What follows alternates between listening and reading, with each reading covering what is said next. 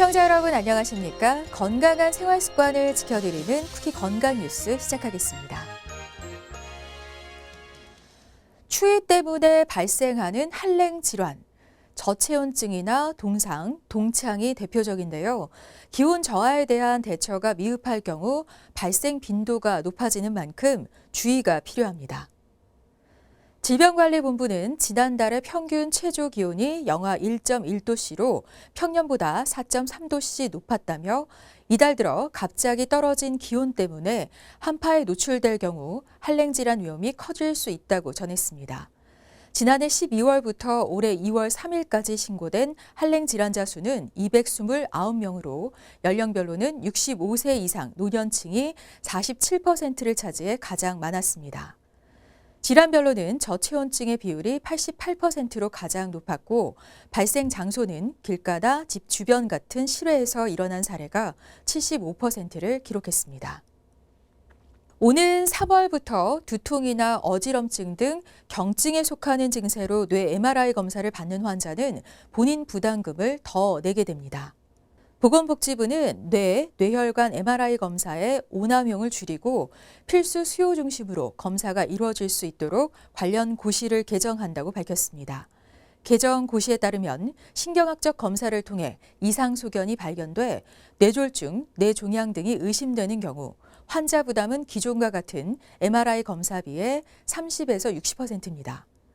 하지만 벼락 두통, 중추성 어지럼처럼 뇌질환을 강력하게 의심할 만한 임상 증상이 나타난 상황을 제외한 나머지 경증 증상으로 MRI 검사를 받을 땐 환자가 80%의 본인 부담금을 내야 합니다. C형 간염은 한 번 걸리면 만성으로 진행할 확률이 70%에 이르고 이 중 2.5%는 매년 간경변증이나 간암 등으로 진행한다고 알려져 있는데요. 하지만 C형 간염에 대한 관심이나 경각심이 부족해 진단 및 치료 시기를 놓치는 경우가 적지 않습니다. 대한간암학회가 간암 등록 사업 자료를 분석해 봤는데 지난 2008년부터 2014년까지 C형 간염과 연관된 간암을 진단받은 환자는 총 1,020명이었습니다. 그 가운데 1기에서 진단된 비율이 2008년 18%에서 2014년 19%로 변화가 없는 반면 4기에서 진단된 비율은 2008년 14%에서 2014년 20%로 증가한 것으로 파악됐습니다. 또 30세 이상 C형 간염 환자 146명을 대상으로 한 인지도 조사에서는 C형 간염의 감염 여부조차 모르고 있는 경우가 65%에 달했습니다. 대한간암학회는 40세 이상이라면 적어도 1년에 2번 혈액검사를 통해 C형 간염, 감염 여부를 확인할 필요가 있다고 전했습니다. 의사와 간호사가 제공하는 국내 의료 서비스에 대한 환자들의 만족도가 향상된 것으로 조사됐습니다. 보건복지부가 발표한 2019년 의료 서비스 경험조사 결과에 따르면 외래 진료의 경우 환자가 경험한 의료 서비스의 긍정적 평가 비율이 의사 83.9%, 간호사 89.2%로 나타났습니다. 2018년 조사 때와 비교하면 각각 1.9%포인트, 5.3%포인트 높아졌는데요. 다만 의사 서비스에 대한 환자 만족도는 OECD 평균인 86.6%보다는 조금 낮았습니다. 입원 진료 시 환경에 대한 평가에서는 야간 방문객이나 텔레비전 등으로 인해 불쾌감을 느낀 응답이 43.1%를 보였고 본인이 침대에서 떨어지거나 다른 환자의 낙상을 목격한 비율은 20.5%였습니다. 우리나라 보건의료 제도에 대해서는 66.5%가 신뢰한다고 답했습니다.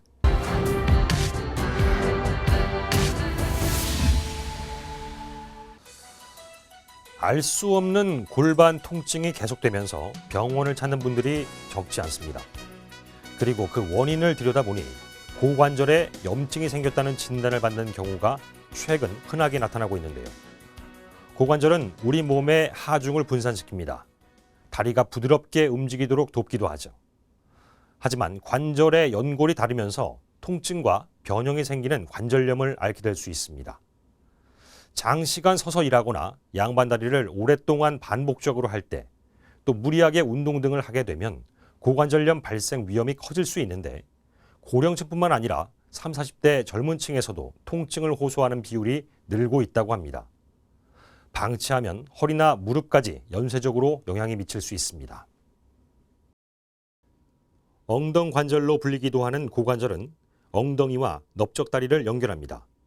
두꺼운 관절막으로 둘러싸여 안정적이면서 운동 범위가 넓은 것이 특징입니다. 골반을 통해 전달되는 체중을 지탱하고 걷기와 달리기 같은 다리 운동이 가능하도록 돕습니다.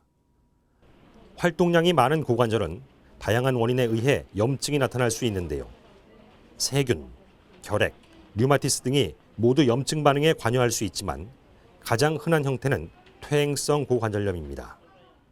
퇴행성 고관절염은 나이가 들면서 서서히 관절 연골이 마모되고 관절뼈끼리 직접 부딪히기도 하는 1차성 고관절염과 질환 또는 외상으로 인해 관절이 변형되거나 손상된 후 나타나는 2차성 고관절염으로 구분할 수 있습니다.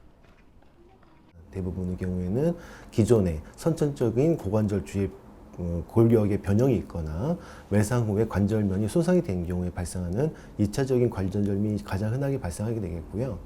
또 하나 우리나라에서 가장 큰 문제가 되는 것은 과도한 음주나 약물 복용으로 생기는 대퇴골의 무혈성 괴사가 우리나라에서 가장 흔한 골관절염의 원인이 되고 있습니다. 또 다른 한편으로는 연부 조직에 발생하는 관절 주위 염증이 있는데요. 과도한 운동을 한다거나 무리한 작업 또는 안 좋은 자세 오래 취했을 경우에 고관절 주위에 근육에 무리가 가게 되거나 근육과 근육 사이에 있는 물주머니, 점액낭이라고 말씀드리는 윤활제가 마찰이 생기게 되면서 염증이 발생해서 통증이 발생하는 경우가 2차적인 고관절염증의 원인이 되겠습니다. 고관절염은 사타구니나 엉덩이 쪽을 포함한 관절 부위 통증과 함께 운동 범위가 줄게 되는 증상을 부릅니다. 특히 관절을 펴는 동작이 제한되는데 이로 인해 다리를 완전히 펴기 힘들어집니다. 고관절염을 방치하면 관절 연골이 다 닳아 없어지면서 고관절이 체중을 지탱하지 못해 걸을 때 절뚝거리는 모습이 나타나며 허리, 골반, 무릎까지 통증이 이어질 수도 있습니다. 전문의들은 엉덩이나 사타구니 쪽 통증이 1, 2주가량 지속되면 고관절염을 의심해 볼 수 있다고 전했습니다. 또 40대 후반에서 50대 초반 사이 여성은 고관절 통증이 있을 경우 관절이 제대로 맞물리지 못하고 빠지는 이형성증이 있는지 확인해 볼 필요가 있습니다. 2차적인 골관절염인 경우에는 아무래도 퇴행성 변화가 있는 경우에 발생하게 되기 때문에 연세가 드시면 드실수록 발생 위험성이 높게 되겠고요. 아까 말씀드렸던 대퇴골의 무혈성 괴사가 우리나라에 가장 흔한 대퇴골의 병변이다 말씀드릴 수가 있는데 가장 흔하게는 50대 남성분에서 제일 많이 발생하게 됩니다. 그래서 50대 남성분이 고관절 통증이 있다라고 생각되는 경우에는 반드시 전문가를 찾아서 엑스레이를 찍고 이런 질병의 원인을 밝혀야 되겠고요. 또 다른 원인으로는 그 40, 50대 되는 여성분들 같은 경우에 선천적으로 우리나라 같은 경우는 골반에 이형성증이 흔하게 있습니다. 그래서 30, 40대까지는 잘 모르다가 50대 좀 됐었을 때 통증이 되기 때문에 그런 경우도 가장 흔한 골관절염의 원인이 되겠습니다. 고관절염 진단 과정에서는 통증이 시작된 시기, 악화된 요인, 뼈의 이상 유무, 관절액 증가 여부 등을 살펴봅니다. 더불어 자세 변화에 따른 통증의 양상을 자세히 확인하는데요. 엑스레이나 초음파, MRI 촬영으로 많은 정보를 얻을 수 있습니다. 고관절염 초기에는 약물과 주사치료, 물리치료, 체외 충격파 치료, 도수치료 등 보존적 치료가 이루어집니다. 통증의 원인이 관절 안에 있는지, 관절 밖에 있는지 판별해 이후 치료가 적용됩니다. 관절의 염증으로 인한 고관절 통증, 관절염 같은 경우에는 일반적인 소염제 치료, 약물 치료가 가장 우선이 되겠고 어떤 의사의 치료보다 가장 먼저 중요한 것은 환자의 그 습관, 생활 습관의 교정, 또는 체중 관리, 또 적절한 근력 강화 운동, 또는 재활 및 물리치료가 병의 재발과 또 경과 관찰을 위해서는 가장 중요한 요인이 되겠습니다. 이 이외에도 수술적인 치료가 필요한 경우에는 병에 따라서는 가장 비치료적인 방법으로 관절 내시경으로 병변을 제거하거나 교정하는 방법이 있겠고요. 골의 병변이 그 변형이 있는 경우에는 절골술을 통해서 원래 모양으로 찾아줄 수 있도록 하는 절골술이 있는데 그 절골술이라는 거는 자기 관절을 살리는 수술이죠. 관절을 치환하기 전에 자기 관절을 쓸 수 있는 만큼 쓸 수 있도록 자기 관절을 보존하는 수술을 보게 되겠고 이형성증 등으로 인해 관절이 변형돼 고관절염이 생기긴 했지만 아직 그 관절이 많이 손상되지 않았다면 절골수를 시행할 수 있습니다. 이를 통해 골반골이나 대퇴골의 모양을 바꾸고 관절 접촉면을 넓혀 어느 한 부위에 집중적으로 체중 부하가 실리지 않도록 하면 증상을 완화시키고 퇴행성 변화를 늦출 수 있습니다. 하지만 절골술도 관절 연골이 어느 정도 남아있을 때 가능합니다. 고관절염의 진행이 심해 연골이 사라진 경우에는 인공관절을 삽입하는 치환술을 고려해 볼 수 있습니다. 고관절 일부를 제거하고 인공관절을 삽입해 관절 운동 기능의 회복을 기대할 수 있습니다. 최근 수술에서 쓰이는 인공관절 구조물은 거의 반영구적으로 몸속에 두고 사용할 수 있다고 합니다. 전문의들은 다만 수술을 했더라도 인공관절에 가해지는 부담을 줄이기 위해서는 근력 강화 운동과 체중 관리는 꼭 필요하다고 강조했습니다. 고관절이 우리 몸을 떠받치고 있는 관절인 만큼 몸이 무거우면 통증도 더 심하고 관절이 빨리 손상될 수밖에 없습니다. 특히 퇴행성 고관절염의 경우 시간을 두고 천천히 악화되기 때문에 환자 스스로 그 상태를 제대로 인지하지 못하거나 대수롭지 않게 여기는 사례가 생각보다 많다고 하는데요. 고관절이 망가진 것을 그대로 두게 되면 그 자체의 통증과 기능 장애는 물론 주위 관절에도 무리가 따르게 되는데 이런 상황까지 가면 퇴행성 변화가 빨리 진행될 수도 있으니 전문의의 진료를 늦지 않게 받아보는 게 좋겠습니다.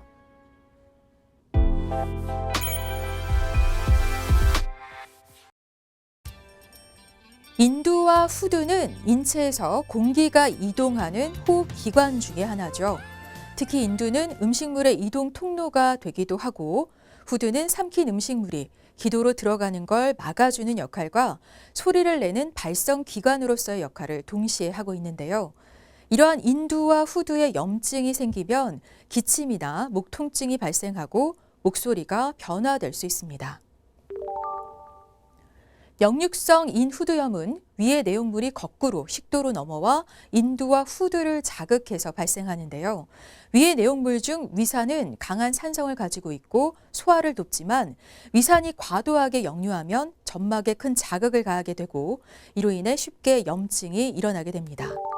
우리가 흔히 알고 있는 역류성 식도염은 위산이 식도까지만 역류해서 발생하는 것이고 위산이 인두와 후두까지 도달하는 경우 역류성 인후두염으로 진행될 수가 있습니다. 증상은 목에 무엇인가 걸려있는 것 같은 이물감, 마른 기침, 쉰 목소리, 따끔거리는 통증 등으로 우리가 흔하게 겪는 목감기와 비슷한데요. 하지만 원인이 바이러스나 세균, 주변 환경의 문제가 아니기 때문에 감기나 급성 감염성 인후두염과 동일한 방법으로는 치료가 되지 않습니다. 2, 3주 이내 증상이 완화되지가 않는다면 후두 내시경을 통해 정확한 원인을 확인해보고 치료 방법을 정하는 게 좋은데요. 치료의 기본은 식습관과 생활습관의 개선입니다. 과식을 삼가하는 건 물론 카페인 성분이 많이 들어있는 커피, 탄산음료, 술, 짜고 매운 자극적인 음식, 기름기가 많은 음식 등 위에 자극을 주는 음식을 자제하는 것이 좋고요.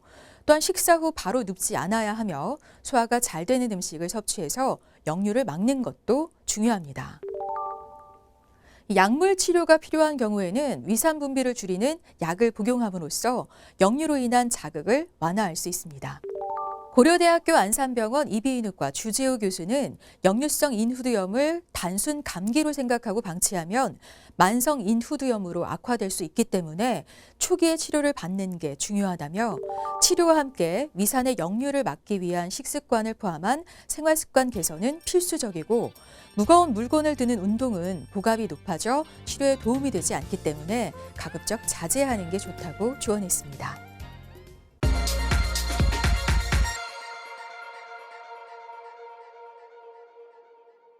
불법으로 피부 레이저 시술을 받았다가 부작용으로 고생하시는 분들 많은데요. 대한피부과 의사회가 이런 부작용에 대한 상담센터를 운영하고 있답니다. 02-521-3141에서 누구나 이 피해 내용을 상담받을 수가 있는데요. 전문의와의 상담으로 부작용 피해에 좀 현명하게 대처하시기 바랍니다. 오늘 쿠키 건강 뉴스는 여기서 인사드릴게요. 고맙습니다.